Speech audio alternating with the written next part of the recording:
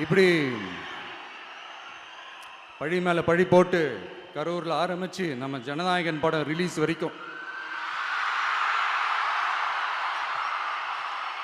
ஆனா அந்த ரிலீஸ் பிரச்சனையில நிறைய பேர் குரல் கொடுத்தாங்க.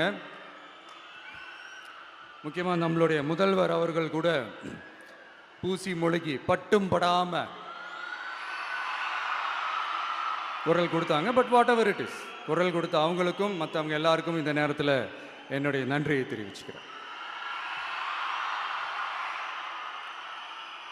இப்படி நம்ம வெளிப்படையாக பேசுறதுனால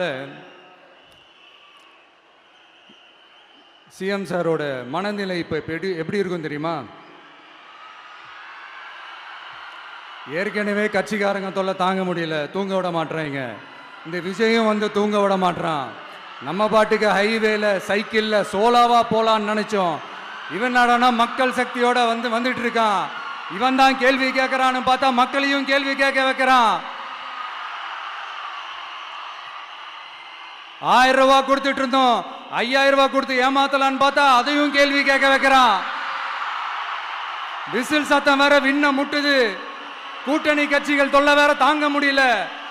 இவன் பண்ற பிரச்சாரத்தையாத்த முடக்கலான்னு பார்த்தா அப்பவும் மக்கள் அவன் பின்னாடி தான் நிக்கிறாங்க.